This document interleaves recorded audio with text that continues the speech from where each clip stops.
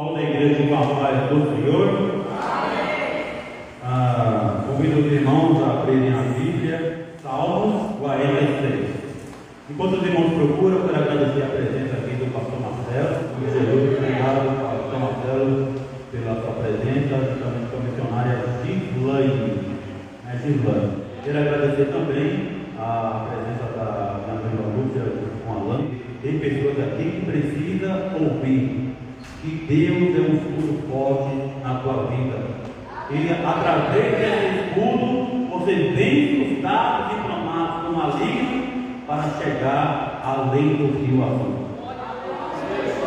Quero agradecer também, que pela primeira vez estou aqui ministrando, então, pastor Wilson, pela oportunidade de confiabilidade dos microfones e saltar para compartilhar a palavra do Senhor. Então, vamos lá, Salmos 46, leia o versículo salteado, que diz assim, o primeiro versículo: Deus é o nosso refúgio e fortaleza, socorro bem presente na angústia. Versículo 7: o Senhor dos exércitos está conosco, o Deus de Jacó é o nosso refúgio. Versículo 10: aquietai-vos e sabei que eu sou Deus, serei exaltado entre as nações, serei exaltado sobre a terra. O Senhor dos exércitos está conosco, o Deus de Jacó é o nosso refúgio. Podem ficar, irmãos, olha só, salmo lindo, interessante, importante, gracioso, poderoso, as palavras desse salmo. O Senhor é o nosso refúgio e fortaleza, socorro bem presente na angústia. Mas, irmãos, muitos dos crentes, quando estão em angústia, esquecem desse texto, desse salmo, que diz que Deus é o nosso refúgio e fortaleza, socorro presente na angústia. Tem gente que diz que Ele é socorro presente na hora da angústia. Não é o que a Bíblia diz. A Bíblia diz que Ele é o socorro presente na angústia. O que quer dizer isso, irmão? Sabe o que quer dizer? Que quando aqui, nessa hora, nesse momento, pelos irmãos, não tem ninguém angustiado, com exceção do respeito do futuro pastor Luiz, mas nessa hora, exatamente pelo que eu acabei de ver, Deus na tua vida te usando, porque Ele é presente na angústia, e nesse momento de angústia, Ele tomou a tua boca para fazer um desabafo, mas através dele, falando para mim, para você, para nós, igreja de Deus, porque é verdade, viu, pastor? Estamos falando, profeticamente. É até, com todo respeito aos irmãos que tem teologia, nosso irmão Evangelista Paulo tem a teologia e talvez vai saber o que eu vou dizer.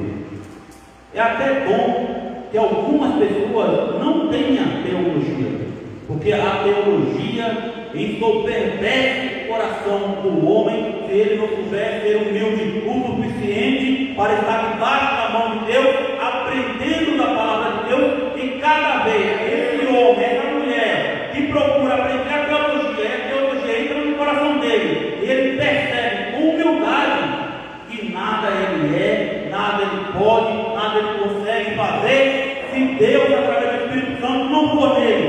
Mas, se um homem souber, propenso à soberba, ao orgulho, estudar teologia, pastor Luiz, ele se sente o bambambam da igreja, melhor e maior que todo mundo, e aí fala com, não sei se refere ao que nós ouvimos alguns dias atrás, pessoas que têm teologia, quer humilhar quem não tem. Aí a teologia que entrou no coração desse homem não foi para exaltar o nome de Jesus, mas para exaltar o seu conhecimento, a sua inteligência, não sabendo ele que nada ele é. Agora, quando você vai estudar teologia e o Espírito Santo, lembra? Paulo, vamos fazer uma analogia aqui. Paulo era um dos maiores teólogos antes da conversão. Fazendo uma analogia. Ele era um dos maiores teólogos. Ele mesmo falei em outras cartas que aprendeu ao pé de Gamaliel, era fariseu. Então sabia muito Paulo. Mas quando encontrou com Jesus, diz ele através da cadeira, pegou tudo aquilo que ele aprendeu e achava que sabia muito e jogou na lata do lixo e aprendeu a teologia com um verdadeiro professor e mestre de teologia que foi cheio do Espírito. Mesmo depois de morto, ressurreto, aparecendo para ele diversas vezes, como a gente vê no livro de Atos dos Apóstolos. Aí a gente vê um homem humilde quando aprende a palavra de Deus, as cartas de Paulo. As cartas de Paulo nos ensinam, nos mostram tudo isso. Mas aí uma sugestão do Mogenival, foi o pastor Luiz. Quando você for aprender teologia, não deixe o coração se sobreviver com o conhecimento que o Senhor vai adquirir. Essa pessoa não precisa não, viu? Aleluia! Pelo que no dia que o irmão estava escalado para pregar, eu queria estar aqui e não pude estar, infelizmente. E a melhor coisa, irmão, é a gente ouvir de quem ama, com todo o respeito dos irmãos de teologia, né, pastor Marcelo? Mas a melhor coisa que tem é você ouvir de quem não tem do que quem tem. Porque quem não tem, você olha para ele e pensa que tem. E quem tem, você olha, você tem que não tem ou não tem, né? Aí a gente olha para a Escritura. Pedro, quando se levantou e falou todas aquelas coisas, cheio do Espírito Santo, os fariseus, escribas, saduceus que prenderam ele, falaram assim: olha, aquele cara ali estava com Jesus, não estava? Olha só, aprendeu com o próprio mestre da teologia. Então, não se preocupa não, pastor Luiz, porque o bom é nós fazemos como está escrito em Salmos 81:10. Abre a tua boca que eu a encherei. Ou então fazer como Moisés, eu não tem palavra, não tem problema, você vai falar o que eu mandar. Eu não sei como Jeremias, eu sou menino, não sei falar, não tem problema, abre a tua boca que eu vou falar. Ou então fazer como Jesus falou para os apóstolos: olha, quando vocês forem conduzidos de presos, não se preocupa com a teologia, com a pregação, com a palavra de Deus, não se preocupa, porque na mesma hora o Espírito Santo vos dará o entendimento, vos dará o conhecimento, e aí a igreja se alegrará, a igreja se edificará, a igreja será consolada, porque para isso que serve a Escritura, para consolar, edificar e exortar, e não ficar atacando pedra.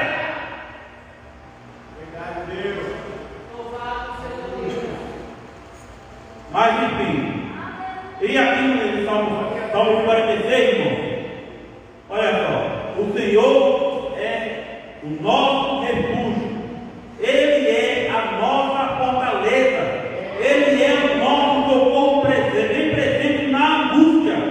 E aí, quando o pastor Wilson me incumbiu dessa responsabilidade, eu tentei puxar na mente alguns homens que passaram por momentos de angústia.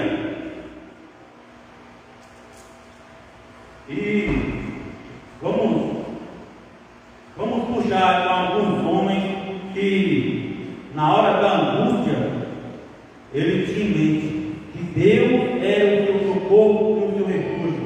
Primeiro, José, em Evangelista Paulo, ele não sabia, porque ele não tinha um salmo 46 na época. Ele não tinha essa escritura que a gente tem hoje, essa convicção que a gente tem hoje, essa esperança e confiança que a gente tem hoje. Hoje, quando você passa por angústia, lembre-se do Salmo 46, mas não basta apenas lembrar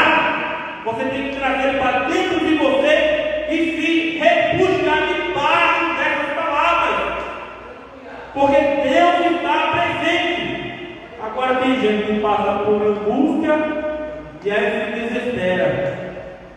Eu me angustio e vou atrás da irmã Gislane. A irmã Gislane, ora por mim, porque estou passando por angústia, por aflição. A irmã não vai negar. Se eu buscar o presbítero Danielson, né?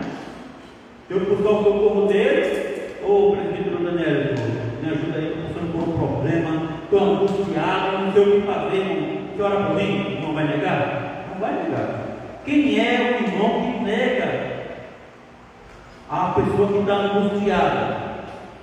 Tem uns que, a maioria, até recebe a pessoa e vai orar com a pessoa, mas depois que a pessoa vai embora, aí quando é mais tarde, ou na igreja, ou até no mesmo lugar, vai na casa do menino e fala.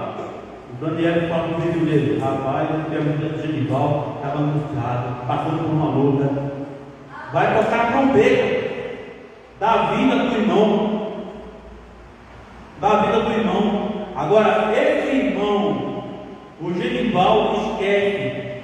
Claro que a gente tem que pedir ajuda, como está escrito em Tiago, e devemos orar uns pelos outros. Mas, irmãos, diz a palavra de Deus que a oração de um justo pode muito em seu defeito. É errado você buscar ajuda para que o irmão ore por você e com você? Não. Mas se você tiver essa palavra enxertada no seu coração e na hora da angústia, você ouve lembrar do pastor Marcelo e preciso do apoio do pastor Marcelo, então vou procurar ajuda do pastor Marcelo porque eu me sinto angustiado. Mas antes, o Espírito Santo está falando, mas eu não estou dando ouvido a voz dele, dizendo: Genival, eu sou o teu refúgio, eu sou a tua fortaleza, então busca a mim, busca a mim, eu quero falar contigo, então busca a mim. E aí, sim, vou sentir um alívio, um refrigério na alma, porque eu dei ouvido a voz do Espírito Santo. Depois que eu me refugiar em meu Deus, que é a minha fortaleza, aí eu vou lá, pastor Marcelo, porque se Deus é minha fortaleza, é a fortaleza dele, quem é o diabo para derrotar? Ele será mais uma vez derrotado e envergonhado, e o nome de Jesus será glorificado. Assim foi a vida de José lá, a gente está em 2025, de José até Jesus, uns 2 anos, mais ou menos. Então, 2000 anos para trás, José não tinha essa posição, não tinha essa escritura, mas no coração dele, ele sabia que Deus era o seu refúgio e fortaleza. Ele não declarou, mas ele fala. Como é que eu sei isso? Lá na frente, quando os irmãos dele sobem para o Egito e ele reconhece e fala: ó, não foi vocês, não foi plano de vocês, me jogaram pela boca, me venderam para o Midianita me venderam para o Egito, e eu estou aqui. Isso foi plano de Deus para conservar vocês em vida, porque eu sabia, eu parafraseando, que Deus é o meu refúgio, é a minha fortaleza, e Ele está comigo, está conosco, e a nossa descendência permanecerá.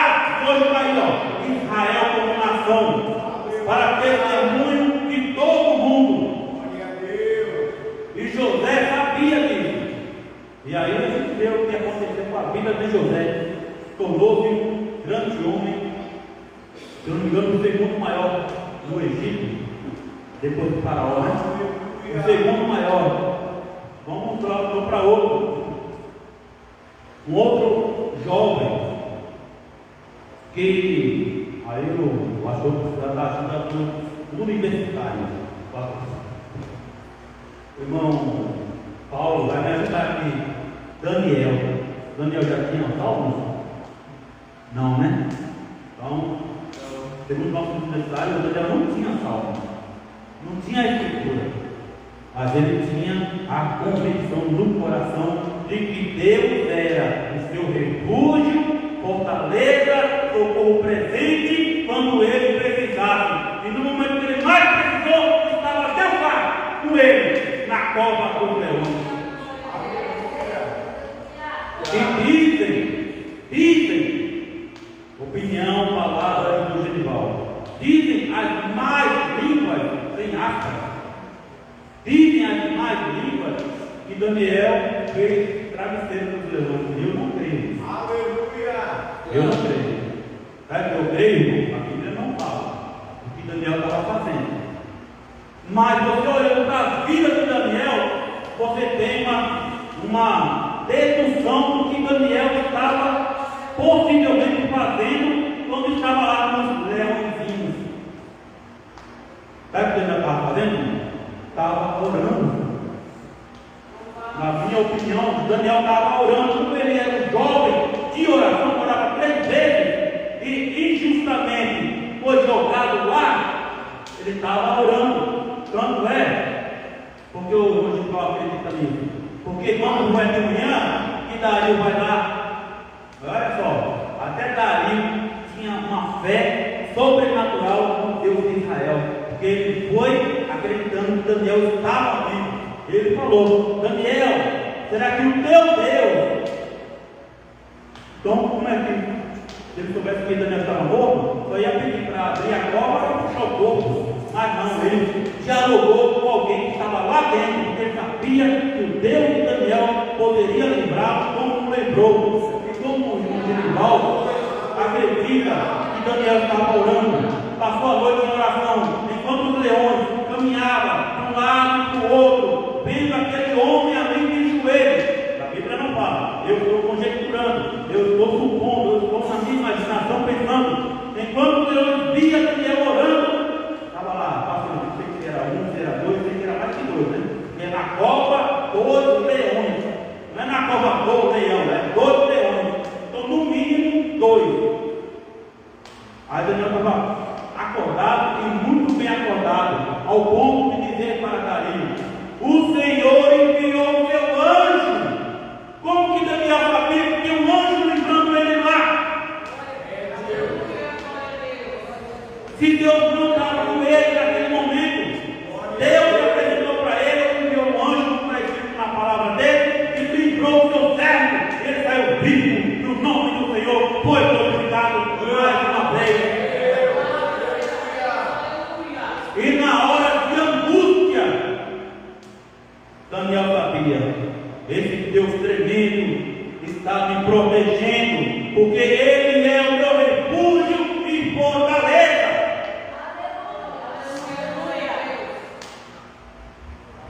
Outra pessoa, outro profeta, que muitos gostam de pregar ele, Jonas, pastor Marcelo?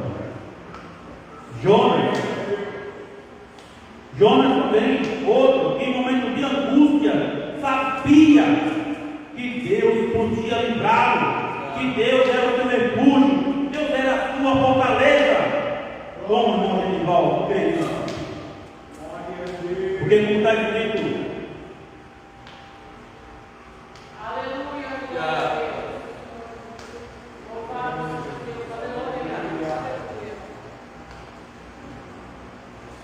como está escrito no livro de Jonas, olha só, Jonas foi jogado no mar, mereceu, hein? Consequência do pecado.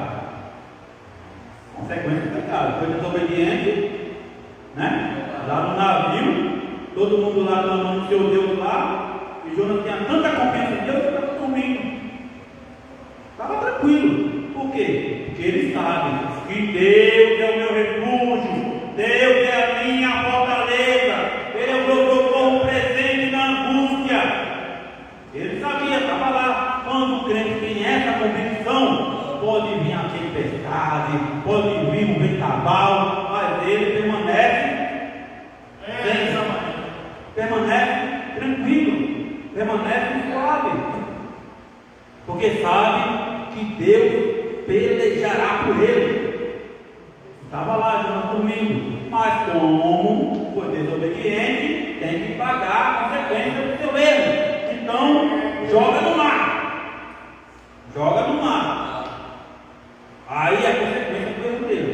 era morrer afogado.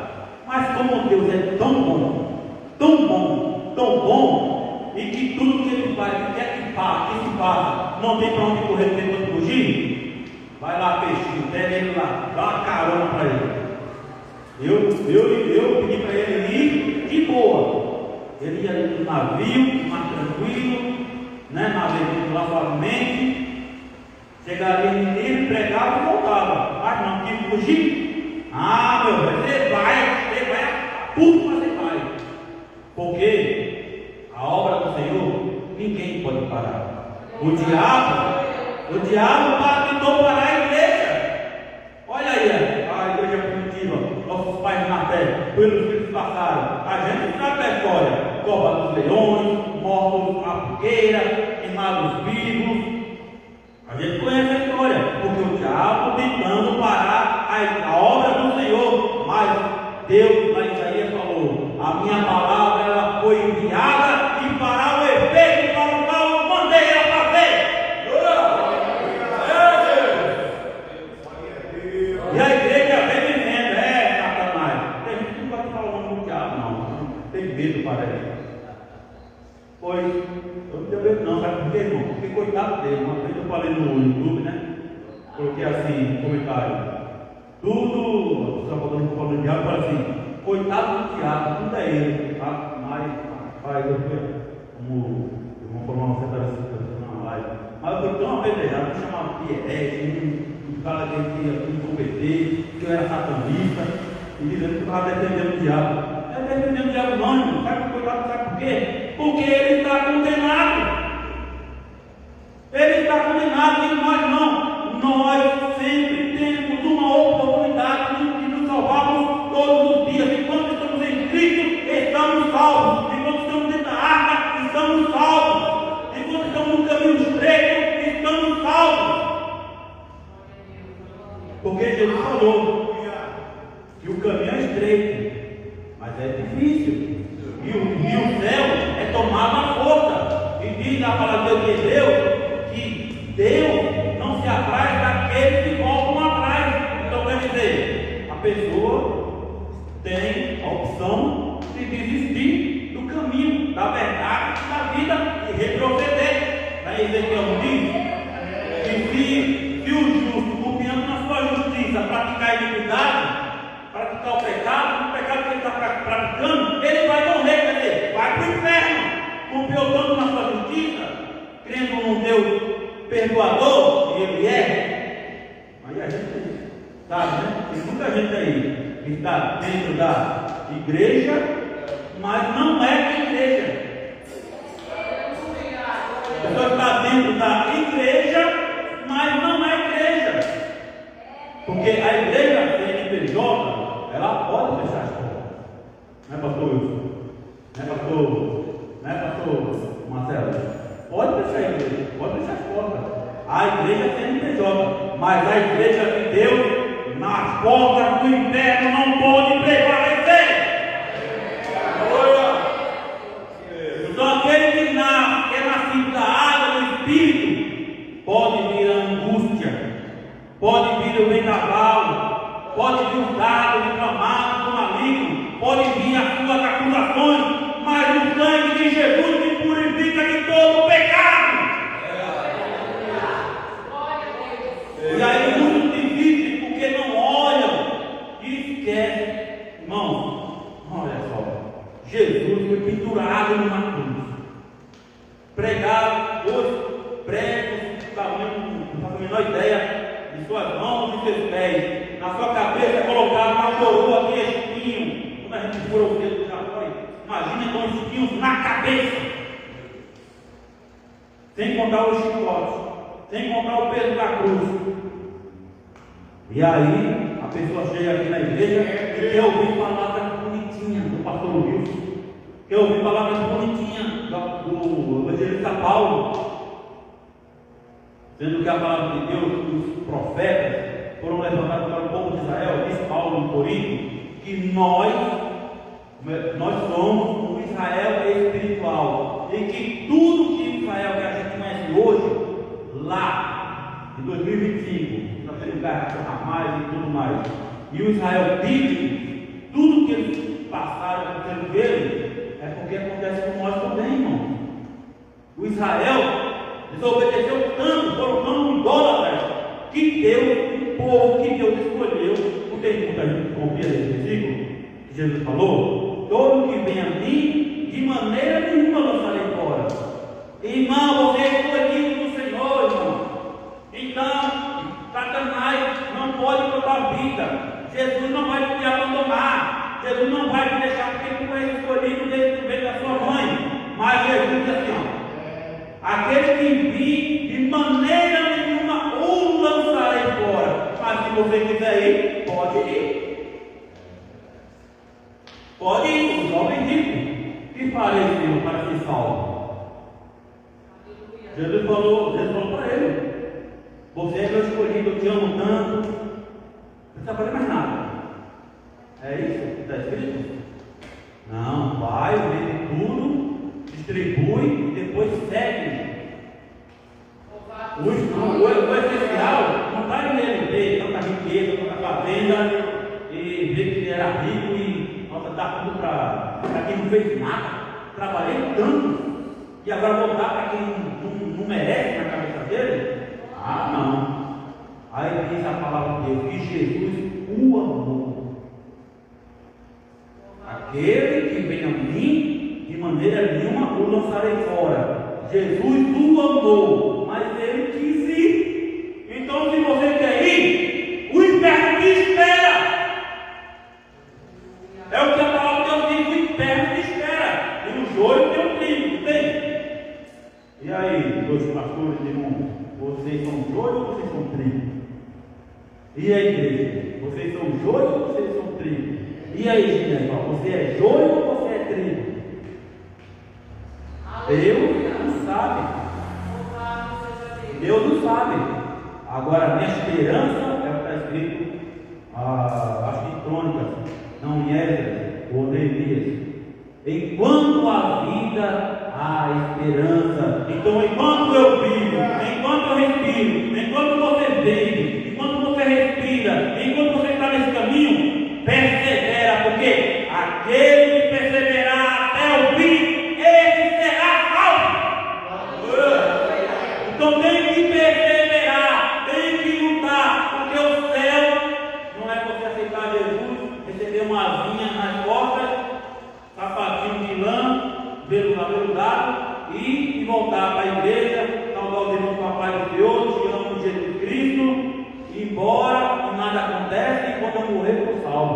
Não, você tem que lutar, você tem que perseverar, você tem que passar por lutas, você tem que passar por angústia, mas lembre-se, eu sou o teu refúgio e a tua fortaleza na hora que você mais precisar. Eis-me aqui para te ajudar. Diz lá em Hebreus que Deus, Ele é o nosso ajudador. Então, não preciso temer a língua grande dos homens. Não preciso temer as pedradas. Não preciso. Porque eu sei, como o João falou, eu sei quem tem Cristo. E por fim, Ele vai me ajudar. E aí Jonas, lá no ventre do grande peixe, ele clamou a Deus. Porque no coração dele ele sabia que Deus era o seu refúgio e a sua fortaleza. E quando ele estava na angústia, ele clamou e Deus o socorreu. Apesar que não é bem socorrer não, viu? Evangelista. Eu estou tentando chamar de presbítero, viu? Evangelista Paulo. Na verdade, Deus não livrou Jonas. Deus não salvou Jonas. Na verdade, Deus usou o peixe para guiar e levar Jonas até o seu destino que Deus mandou ele ir. Aleluia. Porque o peixe mandou Jonas exatamente aonde? Em Nínive. Exatamente no lugar que Deus falou: vai a Nínive. Não. Cara, vamos fazer uma conjuntura aqui. Deus, como um homem, pegando pelo colarinho, você vai. Aí amarra. Não, vinham por aqui, prende o cara para colocar a mão, os pés, bota aquela corrente e sai puxando um escravo. Pronto, fazendo uma analogia aqui, foi o que Deus fez com Jonas. Só que não deixa, você vai, porque eu mandei e a minha palavra tem que fazer o efeito para o qual ela foi mandada. Então sempre que Deus fala, tem que acontecer. Sempre que Deus fala, tem que acontecer, porque eu posso falar e falhar com a minha palavra, né, pastor Marcelo? Né, pastor Wilson? Né, pastor Walter? Pastor Walter pode falar e pode ser que ele se esqueça ou não tem um tempo, me esqueci, ele não tem condições, e fica sem dar satisfação para a pessoa para quem ele falou, e fica por isso mesmo. Aí a pessoa para quem ele falou, a palavra, dependendo do coração do homem, ele fica chateadinho, fica bicudo, igual o Chico, fica bicudo, mas Deus não. Quando ele fala, o homem pode até descumprir com a sua palavra, quebrar a sua aliança, mas o nosso Deus, Ele é fiel.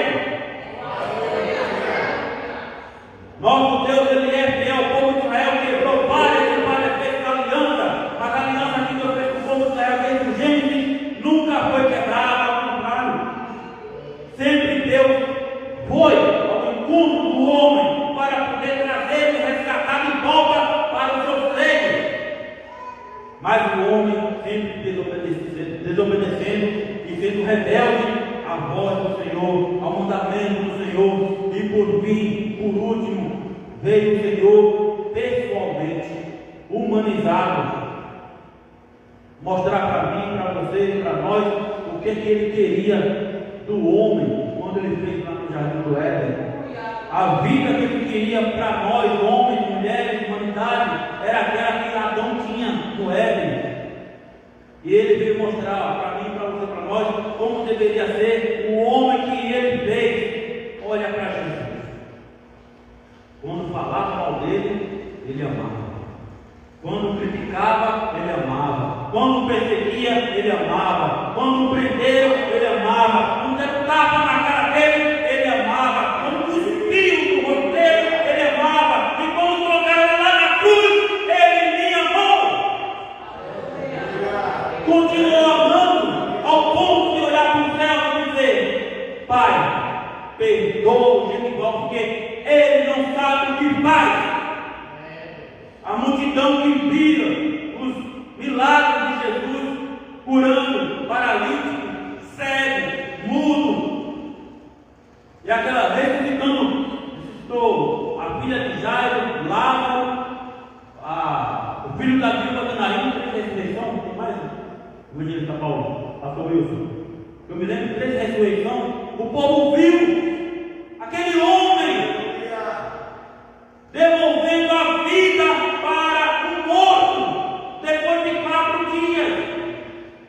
Mas aquela mesma multidão, pelo menos a maioria, quando viram ele sofrendo, falou: desce daí, salvou os outros, não pode salvar a si mesmo. Salvou a filha de Jairo, que estava morta, salvou o filho da viúva de Naim, salvou o Lázaro, depois de 4 dias que a gente achava que estava fazendo já, e agora não pode descer da cruz. Salvou os outros, não pode salvar a si mesmo. Creia aí que é para a gente crer de verdade que você é Deus. E ele lá, amando aquelas pessoas que estavam criticando, estava ele lá amando e amando. E hoje permanece dizendo a esse Deus que encarnou-se em Jesus Cristo, a está em mim e você dizendo. Agora ele usa a bendita palavra dele, escrita em letras garrafais, em papéis impressos. Agora hoje em dia está em celular, né? Mas ele está dizendo, deixou aqui escrito, que é para nós, irmãos, ouvirmos, porque quando você passa a ler a palavra da Bíblia Sagrada, Deus está falando com você. Ele está te ensinando. Aí, quando chega um momento de angústia, lembra que Jesus falou para os discípulos? Olha, eu vou enviar um que vos fará lembrar de todas as coisas que eu vos tenho ensinado. Então, Deus está ensinando para mim e para você. Eu sou o teu refúgio, a tua fortaleza, e no momento de angústia, eu estou presente. Então, quando você estiver angustiado, necessitado, atribulado, o Satanás está te chamando, te acusando, lembre-se que dentro de você, o Espírito Santo, Deus, o Espírito Santo está dizendo: eu sou o teu refúgio, eu sou a tua fortaleza, tem bom ânimo, eu venci o mundo. E você também vencerá, você também pode vencer. Eu falei aqui na quinta-feira, quando Paulo escreveu lá na carta ao Filipenses 4,13: posso todas as coisas naquele que me fortalece. Se fortalece é porque é fortaleza. Há uma fortaleza. Nessa fortaleza eu me sinto forte, refugiado. Então, posso todas as coisas naquele que me fortalece. Hoje ele está falando aqui, João 17, se não me engano, 21. Jesus falando assim, ó: Pai, eu em ti, tu em mim e nós neles. Irmão, você consegue compreender essa frase? Jesus em Deus, Deus em Jesus, e Deus em Jesus, entre aspas, porque são um só, através do Espírito Santo, dentro de mim, dentro de você, faremos deles morada. E aí está a raiva de Satanás, aí está o ódio do diabo, porque estamos aqui, viu, pastor Luiz? Você falou, e tentaram desanimar mais. Palavras como essa, irmão Luiz. Um homem como o Senhor, com todo respeito aos demais, que aderem à igreja. Um homem como o Senhor, quando ouve isso aí, é caso de se fortalecer mais. Taca mais pedra, porque eu estou precisando construir uns degrauzinhos a mais, porque eu estou indo para a Canaã celestial. Agora, quem desanima, quem enfurece, quem volta para trás, diz a palavra do desespero, que aquele que volta para trás é como um cachorro que come o seu próprio vômito. Se essas pessoas que estão no mundo desviadas soubessem desse texto da carta de Pedro, que estivesse no seu coração, jamais elas voltariam para trás. Elas prefeririam estar na igreja, capengas, tropeçando, manquejando, mas insistindo, perseverando, porque foi Jesus que morreu na cruz do Calvário para te dar vida. Agora, não, só quer saber que eu sou escolhido desde o ventre da minha mãe, Jesus me escolheu, ele não me abandonará. Mas se você se desviar e voltar para trás, você é que nem um cachorro comendo seu próprio vômito. Não sei se os irmãos já viram a cena, mas tudo respeito, é horrível. Desculpe a expressão da palavra, é muito nojento. Agora, se a pessoa tivesse essa palavra no seu coração, pastor Marcelo, ela ia pensar, o Espírito Santo ia fazer ela lembrar, porque não lê as cartas, as cartas de Pedro, de Tiago e de João, são as cartas principais, na minha opinião. Na minha opinião, quando eu digo como cobertura da ler a Bíblia, eu sei que a gente tem o costume de até gostar, eu sugeri as pessoas a lerem o Evangelho. Eu sou diferente, eu costumo ter pessoas igual Salomão, não sei se da cria, né? Nada contra a maré. E eu sugiro às pessoas, eu prefiro a ler a carta de Tiago, de Pedro e de João. De Tiago, de Pedro e de João. Aí depois termina de ler, você vai lá e lê os Evangelhos. Começando do menor evangelho a as pessoas leem o Evangelho, aí vê as curas miraculosas de Jesus, prodígios que ele faz. Aí ele vai se animando, se alegrando. Olha, Jesus, glória a Deus, é um Deus encarnado, que nasceu da Virgem Maria, transformou água em vinho e curou o leproso, agora levantou o filho da Vila do Naim, agora, nossa, que Jesus tremendo. Vai lá no final do Evangelho de João, diz assim que Jesus tem muitas maravilhas, que todas nenhum livro caberia, e a pessoa se alegra, aí o Satanás vai lá e esse crente está muito animado. Eu estou conjecturando, viu, irmão? Fica animado. Eu posso lá soprar para o ouvido dele? Deus vai lá. Aí chega as provações, as citações, toda a alegria daquele irmão que leu os evangelhos, ou então ouviu alguém do Espírito criticar a vida dele, né? Fez o que fez quando não estava no mundo, agora quer dar uma missão. Quer dar uma missão? Tem gente que desanima, somente com essa frase e volta para trás, com medo do seu vômito, mas não leu os evangelhos, as maravilhas de Jesus. Agora, sempre vai subir da carta de Pedro, o Espírito Santo ia dizer para ele: você vai voltar mesmo? Você vai ser um cão que come vômito? Não, aí ele ia se lembrar: como é que eu posso amar o meu pastor Wilson, que eu estou vendo, e como é que eu posso amar a Deus, que não estou vendo, e vou amar o pastor Wilson? As palavras que eu disse, né? Essa palavra de bom, né? Como é que eu posso amar? Porque o essencial do Evangelho, o essencial da vida cristã é essas duas palavras, de sílabas, uma com 4 e outra com 5 letras: amor e perdão. Amor e perdão. São as duas palavras que nos estão conduzindo ao céu.